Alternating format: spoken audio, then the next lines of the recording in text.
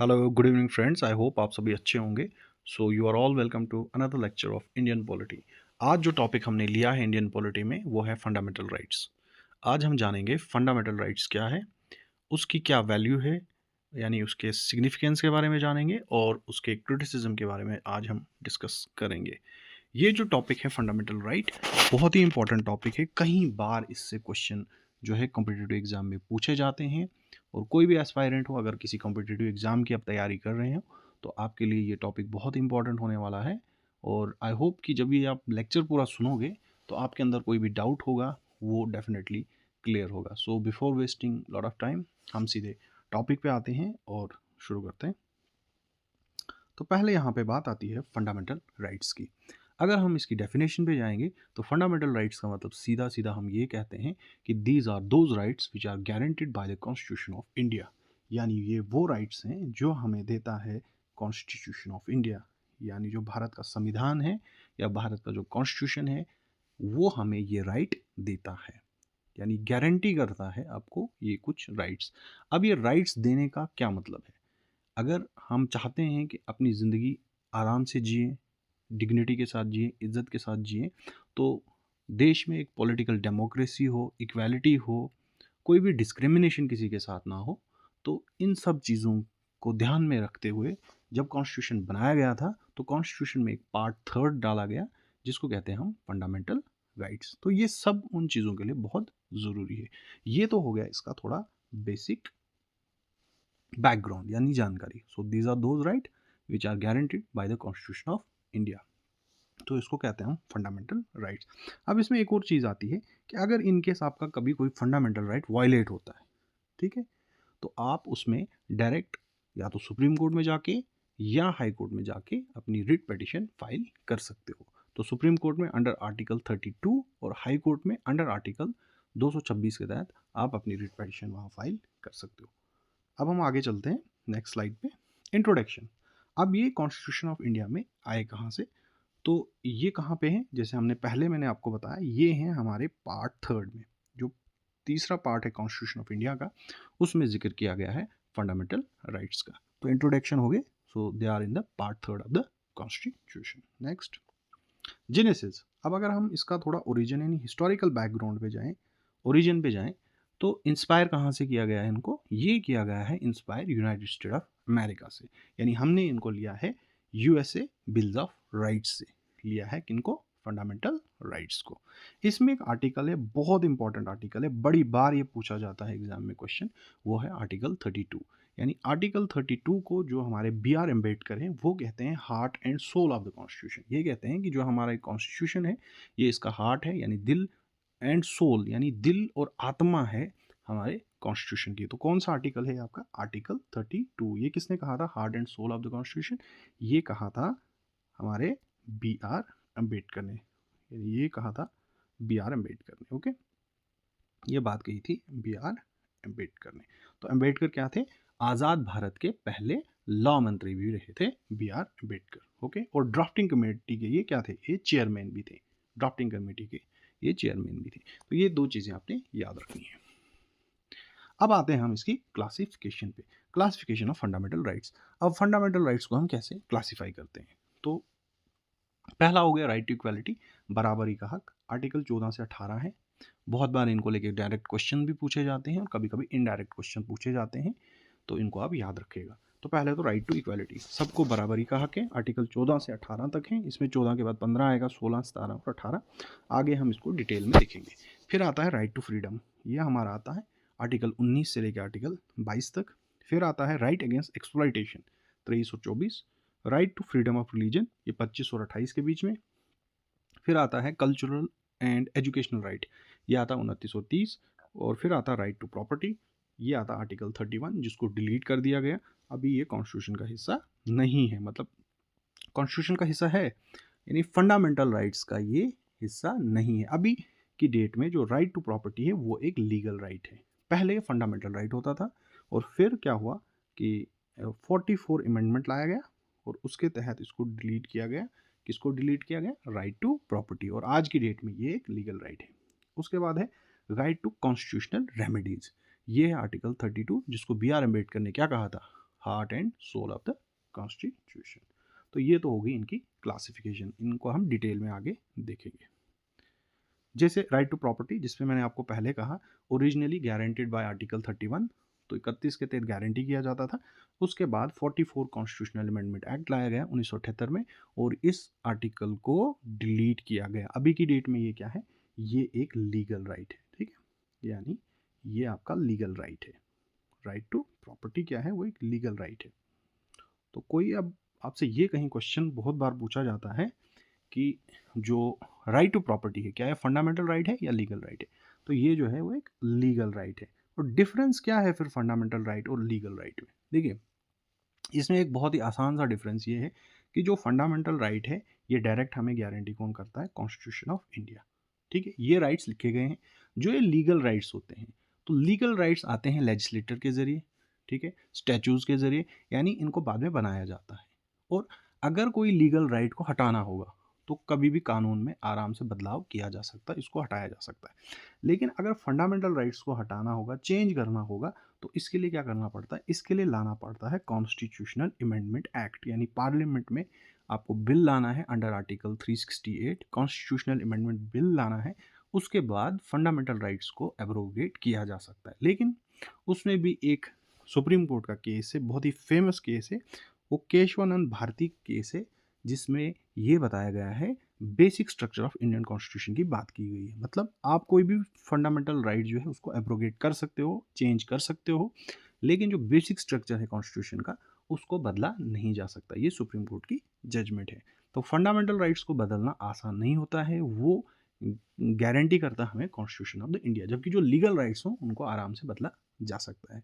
जैसे अभी की डेट में बहुत सारे राइट्स जो हैं आपके क्या हैं, लीगल राइट्स हैं। जैसे मनरेगा हो गया, ठीक है, तो राइट टू वोट हो गया आपका। मनरेगा जैसे 100 दिन का काम होता है, तो अगर सरकार कल को चाहे तो इसको चेंज कर सकती है, बदलाव इसमें ला सकती है, इतना ज़्यादा अमेंडमेंट लाने की कोई ज़रूरत नहीं। ये तो हो गया बेसिक डिफरेंस लीगल राइट में और फंडामेंटल राइट में। आगे चलते हैं हम, अब इसके देखते हैं हम फीचर्स। तो फीचर्स ऑफ फंडामेंटल राइट्स क्या है, इसके बारे में हम बात करते हैं। सम ऑफ द इम्पॉर्टेंट फीचर, अब यहाँ पे हम कुछ फीचर्स की बात करेंगे, क्योंकि अगर डिटेल में हम जाएंगे तो फिर फंडामेंटल राइट्स को लेके ही हमें 1 घंटे का लेक्चर बनाना है, जो कि बहुत ज़्यादा लंबा हो जाएगा। अब हम पढ़ते हैं इसके कुछ इंपॉर्टेंट फीचर। पहला है they are not absolute, they are qualified. जो फंडामेंटल राइट्स हैं ये एब्सोलूट नहीं है, क्वालिफाइड हैं। मतलब ऐसा नहीं है कि इनको चेंज नहीं किया जा सकता, बिल्कुल चेंज किया जा सकता है। They are negative in character, ये जो हैं ये नेगेटिव होते हैं कैरेक्टर में, यानी स्टेट को रिस्ट्रेन करते हैं काम करने में कुछ।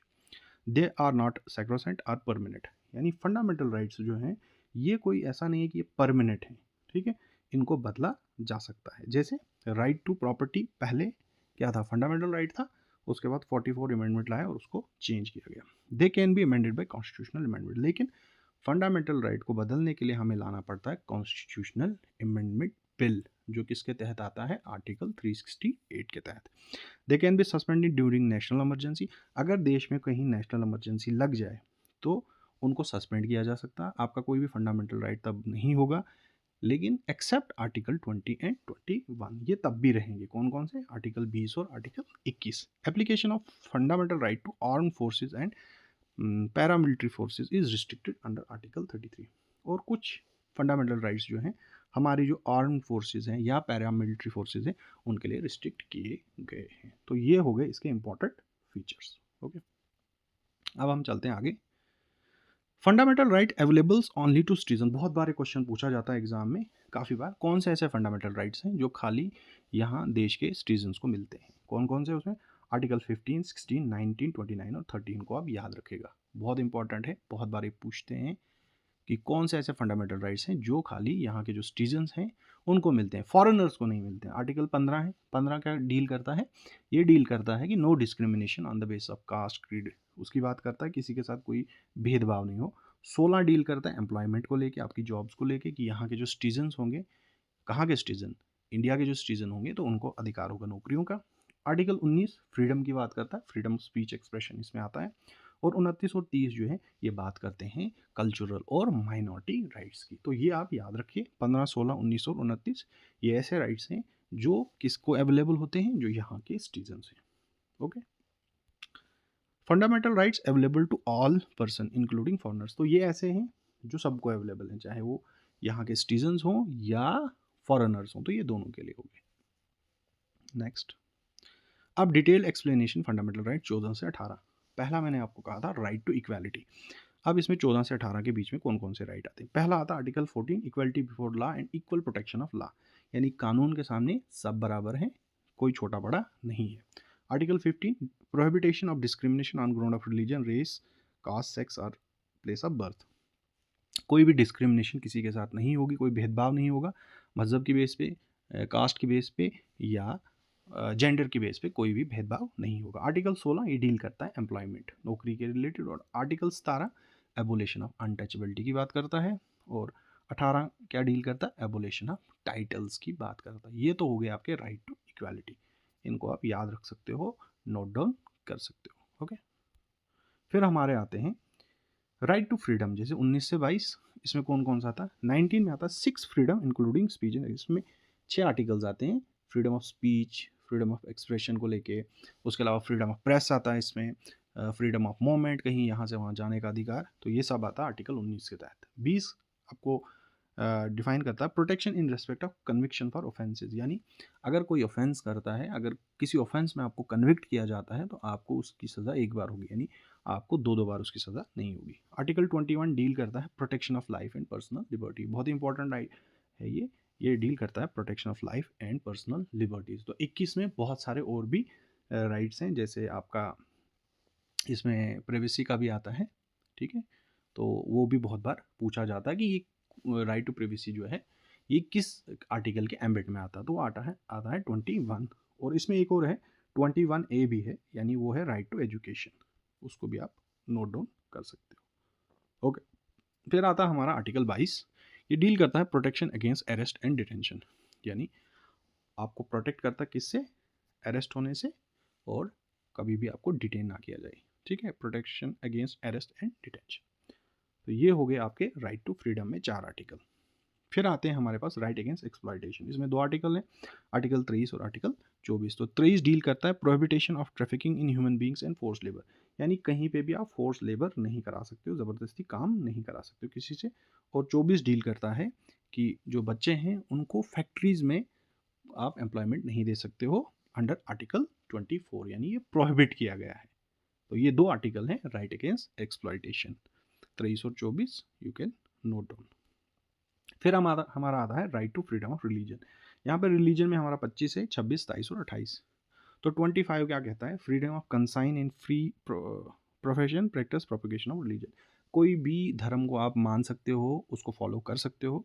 26 आर्टिकल डील करता है freedom to manage religious affairs, okay, तो रिलीजियस अफेयर्स को आप कैसे मैनेज करोगे इसकी पूरी आज़ादी देश में है।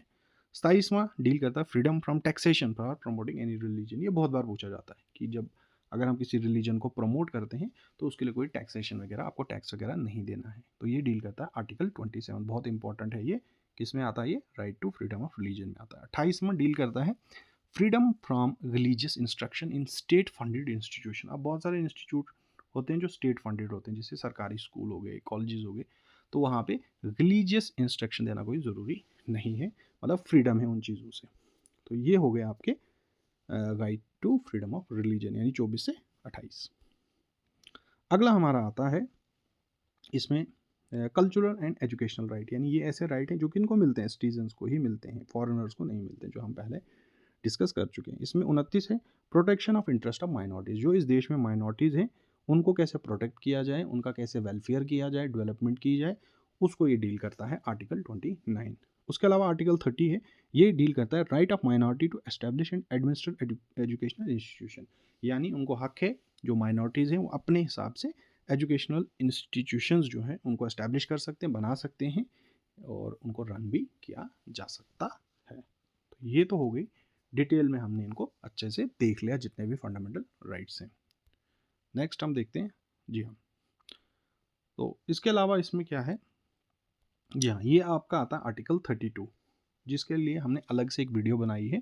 तो 32 जो है वो डील करता है कॉन्स्टिट्यूशनल रेमेडीज़ को लेके, ठीक है, ये डील करता है कॉन्स्टिट्यूशनल रेमेडीज, जिसको B.R. अम्बेडकर ने कहा था heart and soul of the constitution, यानी अगर आपका कोई भी फंडामेंटल राइट वायलेट होता है तो आप उसमें ऑनरेबल सुप्रीम कोर्ट या हाई कोर्ट में रिट पिटीशन फाइल कर सकते हो। अगर आप सुप्रीम कोर्ट में जाते हो तो सुप्रीम कोर्ट में किस आर्टिकल के तहत होगा, आर्टिकल 32, ठीक है। और हाई कोर्ट में जाओगे तो वहाँ होगा आर्टिकल 226। तो ये बात करता है कॉन्स्टिट्यूशनल रेमेडीज़ की, जो आर्टिकल 32 है। इस पर हमने एक सेपरेट वीडियो बनाया है, वो जाके आप पहले वहाँ देख सकते हो, ओके। उस पर आप अलग से हमने वीडियो बनाई है। फिर है इसमें इंपॉर्टेंट कॉन्स्टिट्यूशनल प्रोविजन। अब इसके क्या क्या कुछ कॉन्स्टिट्यूशनल प्रोविजन है। 33वां है article, parliament can restrict fundamental right of arm forces. हमने पहले बात की कि जो आर्म फोर्सेज हमारे होते हैं उनके लिए फंडामेंटल राइट को रिस्ट्रिक्ट किया गया है, उनके लिए अवेलेबल नहीं है। 34वां क्या है, restriction of fundamental right during martial law. अगर कहीं पे मार्शल लॉ लगता है यानी मिलिट्री रूल लगता है, वो मिलिट्री रूल कब लगेगा, जब सिविल एडमिनिस्ट्रेशन फेल हो जाती है कहीं पे। मान लो जो नॉर्मल सिविल एडमिनिस्ट्रेशन चलती है, अगर कुछ ऐसे हालात बन जाते हैं कहीं जगह पे, वहाँ पे जो लॉ एंड ऑर्डर है वो सिविल एडमिनिस्ट्रेशन के हाथ से निकल जाए, तब वहाँ पे लगाया जाता है मार्शल लॉ। जिस वक्त जो टोटल लॉ एंड ऑर्डर रहता है वो आर्मी के पास रहता है, और वहाँ पे क्या होता है, आपके जो फंडामेंटल राइट है वो रिस्ट्रिक्ट किए जाते हैं। उसके अलावा यहाँ आर्टिकल 31 ए, बी और सी हैं, ये एक्सेप्शन है फंडामेंटल राइट्स में।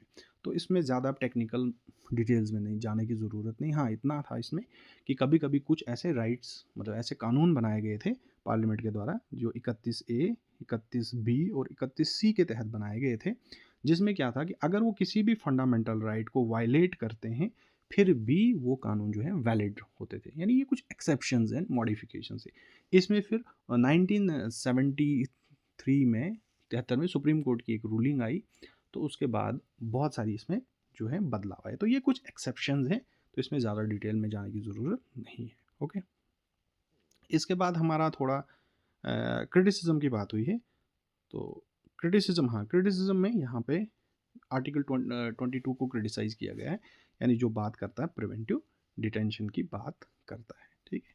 यानी अगर गवर्नमेंट को लगता है कि आप कहीं पे लॉ एंड ऑर्डर की प्रॉब्लम क्रिएट कर सकते हो, परेशानी खड़ी कर सकते हो, तो आपको डिटेन किया जा सकता है।